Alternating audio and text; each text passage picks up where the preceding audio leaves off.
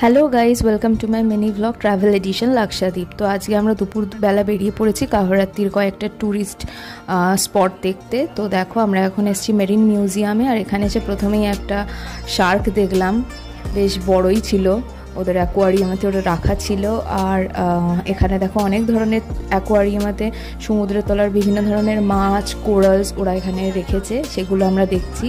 আরও বেশ কয়েকটা এরপর জায়গায় যাব ঘুরে দেখার জন্যে।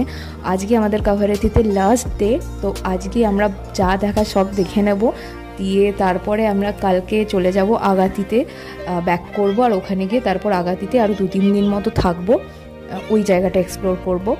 তো আমাদের মিউজিয়াম ঘোরা হয়ে গেছে, এরপর আমরা যাব আই থিঙ্ক একটা বিচেতে। সেই বিচটাতে আমরা দেখব কি আছে না আছে, তোমাদের সাথে শেয়ার করব, দেখতে থাকো। আর যাওয়ার পথে এত ভালো ভিউ পাচ্ছিলাম, নারকেল গাছের ফাঁক দিয়ে দিয়ে দেখা যাচ্ছিল সমুদ্রটা, এত দারুণ অপূর্ব দেখতে লাগছিল, বলে বোঝানো যাবে না। তো আমরা এখন এসেছি চেদিয়ার বিচ রিসর্টে। এই রিসর্টটা থেকে মেনলি কি হয় কি, লোকে ক্যান্ডেল লাইট ডিনার করে সন্ধ্যের পর থেকে, খুব লাইট টাইট লাগিয়ে, মানে খুব দারুণ দেখতে লাগে। তো আমরা তো দুপুরবেলায় দেখতে এসেছিলাম, না হলে আমাদের ঘোরা শেষই হবে না, সব জায়গায় যাওয়াই হবে না। আর এখান থেকে সমুদ্রের ভিউটা দারুণ আসছিল, এখানে ছবি তোলার জন্য খুব সুন্দর জায়গাটা। আর এই জায়গাটায় দেখো, আমি তোমাদের দেখাচ্ছি, এই সাইডটায় আর কি সব ডিনার করার রেস্টুরেন্টের নানান জায়গা করা আছে, যেগুলো রাত্রেবেলা লাইট টাইট জ্বালানো হবে।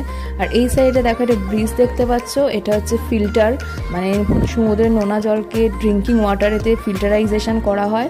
তো তার অফিসটা এই যে ওই জায়গাটাতে, ঠিক আছে। তো এই প্রসেসটা এখানে হয়, যেই জলটা আর কি পুরো দ্বীপের লোকজন খাচ্ছে, কাভারাত্তি আইল্যান্ডের। আর এই বিচটাও সত্যিকারের খুব সুন্দর। এরপর আমরা এসে গেছিলাম লাইট হাউস দেখতে। লাইট হাউসটা তো খুবই বড় ছিল, আর এটা প্রায় 200টা স্টেপের কাছাকাছি ছিল। আর এটা কিন্তু সন্ধ্যাবেলা, মানে বিকেলবেলা 5টা থেকে 6টা অবধি খোলা থাকে, 1 ঘন্টার মতো, তখনই ঘুরতে বেড়াতে যেতে হয়। আর এটার ভিউটা দেখো, আমি তোমাদের 360 ভিউ দেওয়ার চেষ্টা করলাম, শুধু নারকেল গাছ আর কিচ্ছু না চারিদিকে, আর তার সাথে সমুদ্র, দারুণ লাগছিল। মানে এত নারকেল গাছ দেখলে মনে হবে মানে একটা বাড়ি অবধি দেখা যাচ্ছে না, শুধু নারকেল গাছ আর নারকেল গাছ, অদ্ভুত, মানে এত দারুণ লেগেছে ওপরে উঠে।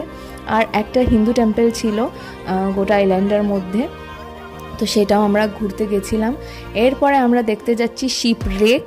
হ্যাঁ, এখানে তোমরা যে শিপ রেকটা দেখতে পাচ্ছ, এটা 2010 সালে এখানেই আটকে গেছিল কোরাল রিফসের কারণে, আর তারপর থেকে ওই অবস্থাতেই থেকে গেছে।